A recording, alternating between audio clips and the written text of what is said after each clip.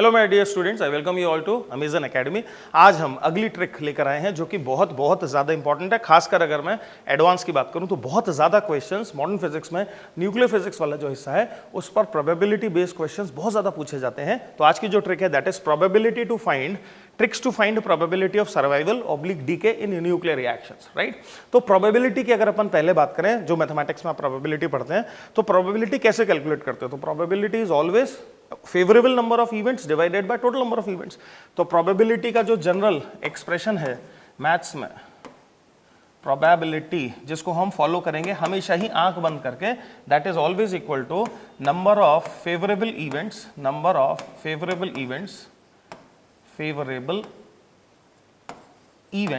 divided by total number of events, divided by total number of events। इस expression का हम बार बार इस्तेमाल करेंगे in different scenarios, in different situation, right.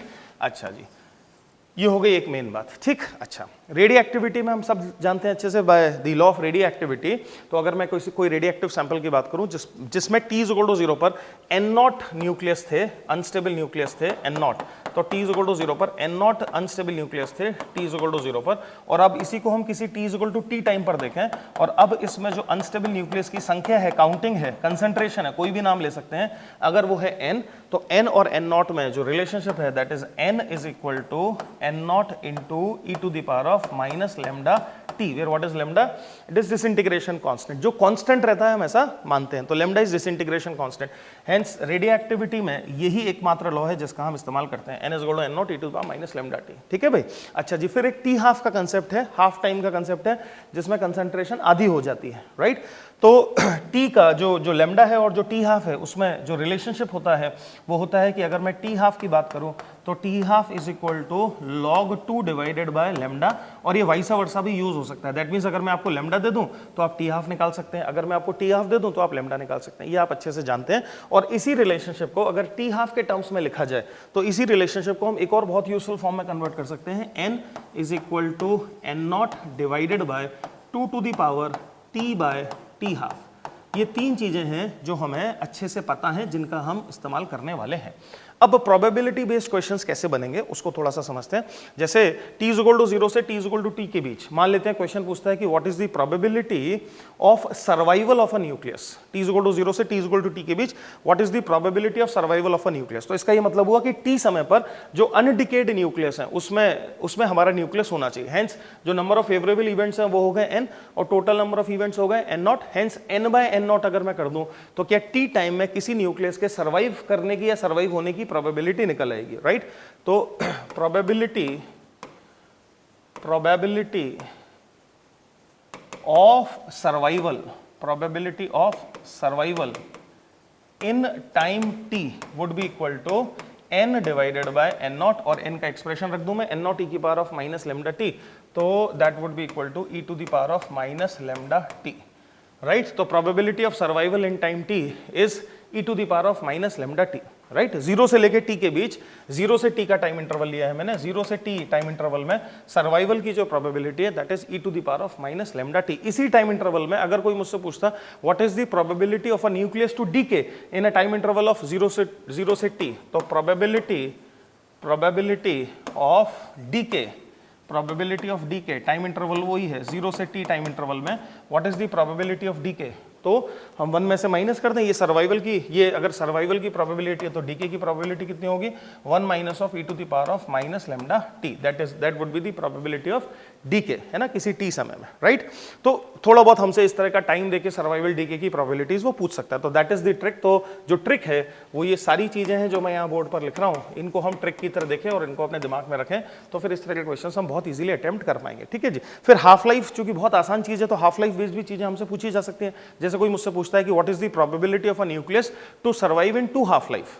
2 half life हो गए हैं, t इज इक्वल टू 0 से 2 हाफ तक, है ना, 2 हाफ लाइफ हो चुकी हैं, तो what is the probability of a nucleus to survive in 2 half life. तो 2 हाफ लाइफ गुजर जाने के बाद जो कंसंट्रेशन बचेगी, एक हाफ लाइफ के बाद कितनी बचेगी, n0 बाय 2, 2 हाफ लाइफ के बाद कितनी बचेगी, n0 बाय 4।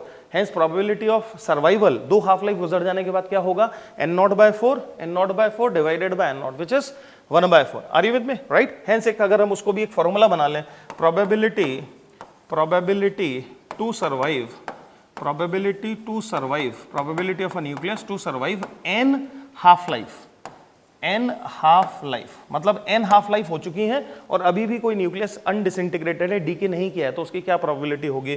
तो क्या आप समझ रहे हैं, अगर n हाफ लाइफ हो चुकी हैं तो जो अभी भी अनडिकेड कंसंट्रेशन होगी वो कितनी होगी? n not divided by 2 to the power n।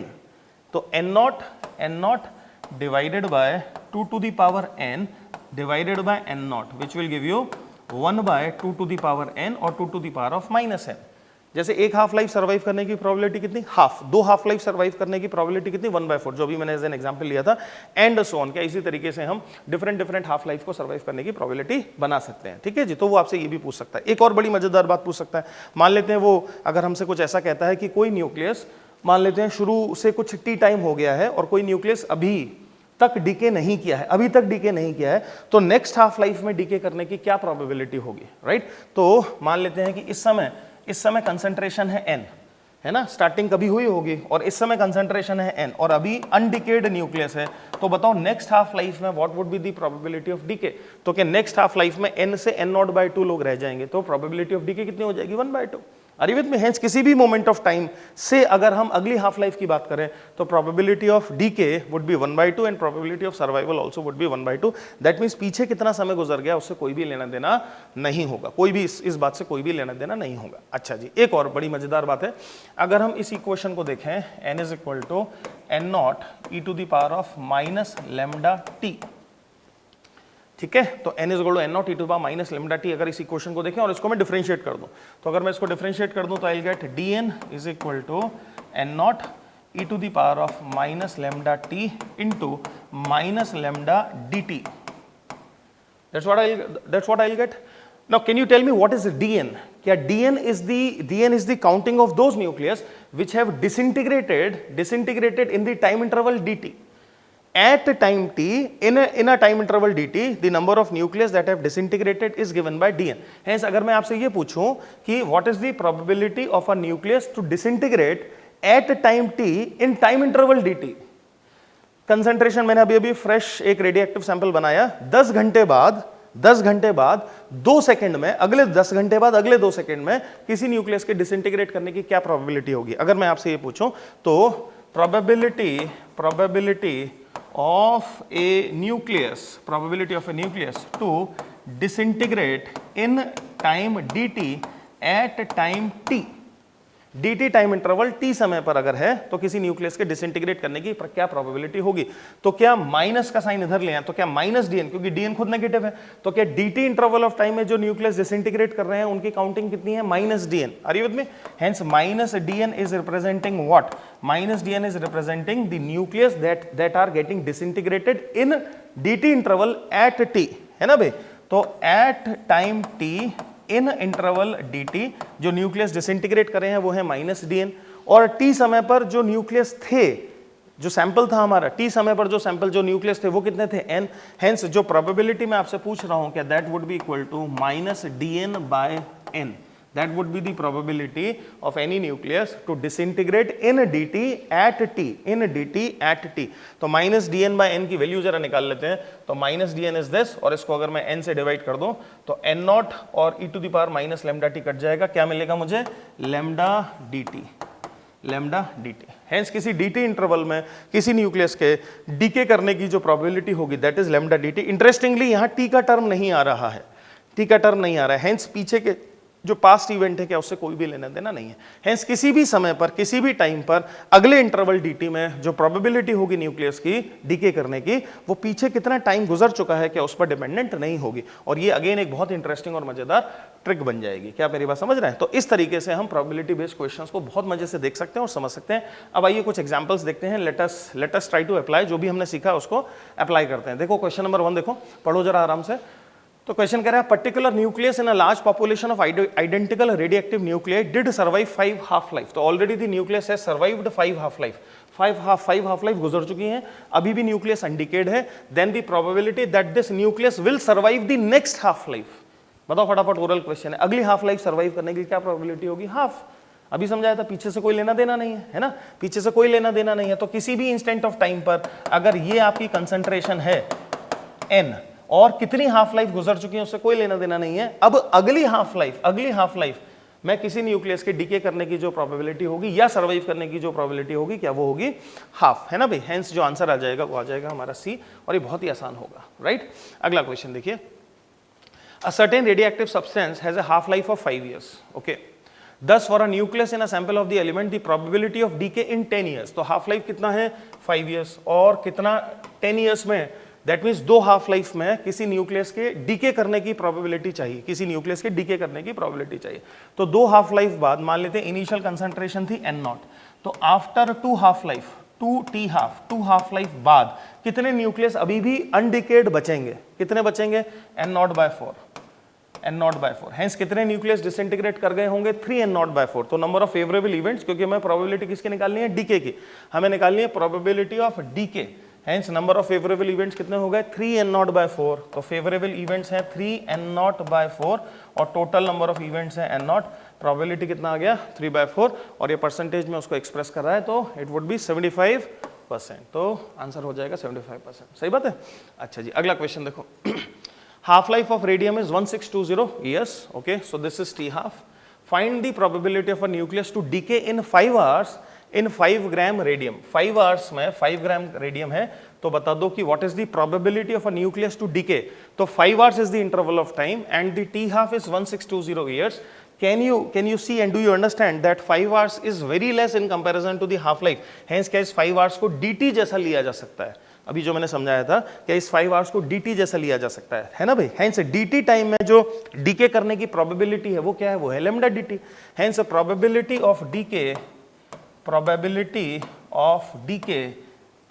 Of decay would be as simple as lambda dt। Agreed, right. Now lambda को हम रखेंगे टी हाफ के टर्म्स में, क्या? log 2 divided bye T half. Hence lambda would be nothing but log 2 divided bye T half into D T. अब जो मैं बात बताऊंगा उसको बहुत ध्यान से समझना। प्रोबेबिलिटी का तो कोई यूनिट होता नहीं है, डायमेंशनलेस क्वांटिटी है, log 2 भी डायमेंशनलेस है, तो क्या डी टी और टी हाफ दोनों के जो डायमेंशंस हैं या जो यूनिट है क्या वो सेम होने चाहिए? टी हाफ हमें दिया हुआ है ईयर्स में और डी टी इंटरवल हमें दिया हुआ है आवर्स में, तो क्या हम या तो इसको आवर्स में कन्वर्ट करें या dt को ईयर्स में कन्वर्ट करें। तो हम dt को ईयर्स में कन्वर्ट कर ले रहे हैं, तो log 2 विच इज 0.693 के आसपास divided by T half which is 1620 years into dt is like 5 hours, तो 5 आवर्स डिवाइडेड बाय 24, तो इसको बना लिया मैंने एक दिन, है ना भाई। एंड दिस डिवाइडेड बाय 365, 1/4 को मैं छोड़ दे रहा हूं, तो क्या ये बन गया आवर्स, राइट, ईयर्स। और अब इस कैलकुलेशन को अपन सिंप्लीफाई कर लेते हैं, इसको थोड़ा बहुत करके 10 की पावर में हमें आंसर देना है कि 10 की पावर में क्या आंसर रहेगा। तो जो राइट आंसर है वो है 10⁻⁻7। तो इसको अगर अपन सिंप्लीफाई कर लेंगे तो 10⁻⁻7 के आसपास आता हुआ दिखाई देगा। केवल 10 की पावर्स मुझे गिन लेनी है, तो 10⁻⁻7 के आसपास 1 2 3 4 5 6 7 के आसपास आता हुआ मुझे दिखाई देगा, -7, राइट। तो आंसर हो गया बी। कोई ऐसा कैलकुलेशंस नहीं करनी है। क्वेश्चन नंबर 4 को देखिए क्या कहता है। तो प्रोबेबिलिटी ऑफ डिसइंटीग्रेशन पर second of a nucleus in a given radioactive sample. Probability of disintegration पर सेकेंड, एक सेकेंड में कितना डिसइंटीग्रेशन, कितने न्यूक्लियस डिसइंटीग्रेट करेंगे उसकी प्रोबेबिलिटी। एक सेकंड, तो क्या एक सेकंड को हम dt की तरह ले लें, तो क्या ये भी हमसे कह रहा है dt इंटरवल ऑफ टाइम में किसी न्यूक्लियस की डीके करने की क्या प्रोबेबिलिटी होगी, है ना भाई। हेंस प्रोबेबिलिटी ऑफ डीके एक सेकेंड इंटरवल ऑफ टाइम में क्या होगी, that would be lambda dt। And क्या it would be completely independent of किस मोमेंट पर वो एक सेकेंड बात की जा रही है, शुरू से 10 घंटे, शुरू से 20 घंटे, शुरू से 10 साल, शुरू से 100 साल, है ना। तो कितने इंटरवल ऑफ टाइम पर वो सेकंड वो मोमेंट लिया जा रहा है, क्या उससे कंप्लीटली इंडिपेंडेंट होगा, राइट। वही वो आपसे पूछने की कोशिश कर रहा है। तो probability of disintegration per second of a nucleus in a given radioactive sample increases proportional to the life time lived by the nucleus, बिल्कुल गलत है। Decreases with life time lived, बिल्कुल गलत है। Is independent of the life time lived, बिल्कुल correct है। Depends upon the total number of identical nucleus present in the sample, कोई लेना देना नहीं है इस बात से। Are you with me? Unbelievable है थोड़ा सा कि probability of disintegration of a nucleus पर second does not vary with time. It does not vary with time. It only depends upon the disintegration constant and the interval of time. Are you with me? ऐसा है। अच्छा जी, last question, question number 5 को देखिए। थोड़ा सा calculation है इसमें. There is a stream of neutrons with a kinetic energy of 0.0327 eV. ठीक है. If t half of neutron is 700 seconds, then find the probability of decay of a neutron as it travels 10 meter. ठीक है. तो एक stream है neutron की और हम जानते हैं कि जो न्यूट्रॉन है वो अनस्टेबल है न्यूक्लियस के बाहर, तो वो डीके करेंगे या वो डिसइंटीग्रेट होंगे और जो हाफ लाइफ है वो है 700 सेकेंड्स. तो 10 मीटर एक बीम है न्यूट्रॉन की, वो 10 मीटर चल रही है. तो 10 मीटर चलने में जो इंटरवल ऑफ टाइम है, उस इंटरवल ऑफ टाइम में कितने, उस इंटरवल ऑफ टाइम में probability of a neutron to decay बताना है क्या होगी, है ना भाई. तो मान लेते हैं कि ये अगर मूविंग न्यूट्रॉन्स हैं, if this is the stream of neutrons, if this is the stream of neutrons, तो ये जो स्ट्रीम है, मान लेते हैं सभी न्यूट्रॉन अगर v स्पीड से चल रहे हैं ऐसे, तो जो 10 मीटर का डिस्प्लेसमेंट करना है वो उसमें समय टाइम इंटरवल कितना लगेगा. तो time interval t would be equal to l, जिसको मैं 10 मीटर ले रहा हूं, डिवाइडेड बाय उनकी जो स्पीड होगी v. राइट. इसकी जरा थोड़ा सा वैल्यू इवेल्युएट कर लेते हैं. तो l है 10 मीटर्स और स्पीड चाहिए मुझे v. वो कहां से आएगी, वो आएगी काइनेटिक एनर्जी दी हुई है. Hence half into mass m into v का स्क्वायर इज इक्वल टू 0.0327. ये तो है ईवी में, क्या हम इसको जूल में कन्वर्ट करेंगे, multiplied by 1.6 into 10 to the power of -19. ठीक है जी. और यहाँ से हम v का वैल्यू इवेल्युएट करने की कोशिश करेंगे.